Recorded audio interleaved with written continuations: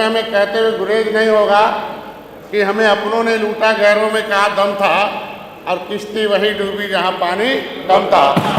और अंग्रेजों को मार के भगाने वाली जो जातियां थी, 578 जातियां पूरे देश में, 193 जातियां उत्तर प्रदेश में। माननीय अधिष्ठाता महोदय अभी मैं आया था, आमंत्रित था, लोकसभा अध्यक्ष आए हुए थे। उन्होंने कहा था कि निचले पावदान पर गरीबों की आवाज सदन में पहुंचना चाहिए, उस पर विधि सम्मत कानून बनना चाहिए। अगर संविधान में संशोधन की आवश्यकता हो तो भी संशोधन करके उन कमजोर वर्गों को विकास की मुख्यधारा में लाना चाहिए, यहाँ कह के गए थे। मैं इतने कहूंगा कि जो देश को आजाद कराने वाली जातियां जिन्होंने कानून से उजाड़ा अंग्रेजों ने 12 अक्टूबर 1871 को, क्या वो ऐसे रोड पर रहेंगे? वो भीख मांगेंगे? वो भीमहीन रहेंगे? जब उनका कानून से जमीन छीन लिया गया है तो कानून बनाने का अधिकार कानून दिया गया है। उन भूमिहीनों को जो छीनी हुई जमीन है, जिनको अंग्रेजों ने छीना था, उसे वापस किया जाना चाहिए। मेरा इतना कहना है बस। ऐसे हमारे लोग जो सड़क तो हाईवे तो था नहीं, सबसे पहले मुकाबला नदियों से आए थे। नदी के किनारे नदियों पर आश्रित होने वाली हमारी निषाद राज जाति थी। और आज के दिन में भगवान राम को तो पार उतार दिया। विपक्ष के भी कई बार सरकारें रही, उन्होंने भी उनको भी पार कर दिया, चाहे कांग्रेस रही, सपा बसपा रही है, लेकिन मझधार में खुद निषाद डूबे हुए हैं। तो मैं तो चाहता हूं कि भगवान राम के हाथ बाल सखा निषाद राज के वंशज के रूप में, कि कभी त्रेता में भगवान राम ने अगर निषाद राज को गले लगाया था तो एक निषाद राज के वंशज के बेटे को भारतीय जनता पार्टी ने गले लगाया है। मैं उन्हें धन्यवाद देता हूँ। लेकिन इन वंशजों के लिए जो किया प्रधानमंत्री ने, जो किया माननीय मुख्यमंत्री ने, उसको भी अभिभाषण में नोट है कि कभी कोई एक ईंट नहीं रखा इन लोगों ने। उस किला खुदाई हुई 1977 में, सरकारें रही तो सब उठा के लेके चली गई, कुछ है नहीं वहाँ। लेकिन आज निषाद राज का पार्क बना भगवान राम के साथ। निषाद राज भगवान राम के उस मित्रता का एक 56 फुट की मूर्ति भी लगा और 100 एकड़ में पार्क बना हुआ है। इतिहास कायम हो गया। मैं धन्यवाद देता हूँ सरकार का बने हुआ है। मैं यही कहता हूँ कि आज के दिन में कि उसको निषाद राज के किले को फिर से बनाने के लिए अभी अभिभाषण में पिछली सरकार ने वहाँ निषाद राज की संस्कृति को फिर से लाने के लिए काम किया है। मैं कहता हूं कि भगवान राम के साथ निषाद राज की मूर्ति भी लगी, उसमें भी पिछले बजट में हमारी सरकार ने काम किया है। निषाद राज के साथ और महापुरुषों की मूर्ति लगी है।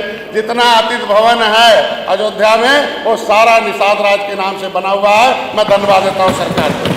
लेकिन मैं इतना कहूँगा आज के दिन में इस 2000 जो प्रधानमंत्री मत्स्य संपदा योजना के माध्यम से 2020 से 2025 तक हजारों हेक्टेयर तालाब का हम लोगों ने उनको अनुदान दे के निर्माण किया, आधुनिकीकरण किया है, रेलिंग यूनिट लगी है। हजारों लोगों को ग्राम सभा के पट्टेधारक, अंग्रेजों ने fisheries act, mining act, ferries act बनाकर हमारा सब कुछ छीन लिया था। पहली बार हम अपनी सरकार को धन्यवाद देते हैं कि केंद्र में मत्स्य मंत्रालय बना और उत्तर प्रदेश में मत्स्य मंत्रालय बना, जिसका मैं मंत्री बनने का अवसर प्राप्त हुआ।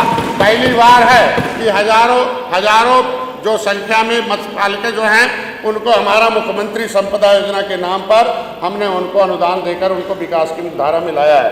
पिछले हमारे 70 यहाँ कहना, क्योंकि केंद्र सरकार से 67 साल में ऐसे जो उजड़े लोग हैं, देश को आज़ाद कराने वाली जातियां हैं, 67 साल में पूरे देश में मंत्रालय तो था ही नहीं, बजट का सवाल ही नहीं होता है, तो उनके विकास के लिए केवल 3000 करोड़ रुपया दिया था।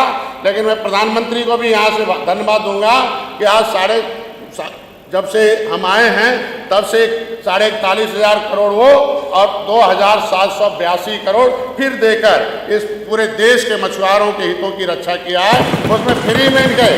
मैं 2013 में आया था, 2012-13 में इन लोगों की सरकारें थी, मैं इसी सचिवालय में आया था। उस समय हमारे लोगों को जो अंग्रेजों से उजड़े लोग थे, 31 दिसंबर 1952 को ये काला कानून हटा था। देश तो 1947 में आज़ाद हो गया, 26 जनवरी 1950 को संविधान भी लागू हो गया, लेकिन 193 जातियां उत्तर प्रदेश की उस काला कानून से आच्छादित थे। वो बेचारे कुछ नहीं पाए 5 साल। 31 अगस्त 1952 को पार्लियामेंट में उन्हें डीनोटिफाइड किया गया, अंग्रेजों का काला कानून हटाया गया। उन्हें उत्तर प्रदेश सरकार में शिक्षा में केंद्र सरकार से लिख के आया था कि इनको अनुसूचित जनजाति की सुविधा शिक्षा में दी जाए, लेकिन एक बदमाश अधिकारी के राय था, इनके समय मैंने कहा भी था कि वो बदमाश अधिकारी ने उस कानून को हटा दिया, कह दिया जो जातियां जिसमें आरक्षित है उसमें चला गया, तो शिक्षा भी छीन लिया और शिक्षा छीन के खत्म कर दिया इनकी सरकार ने। जो अनुसूचित जनजाति की सुविधा पाते थे उनको भी इनको पिछड़ी में डाल दिया।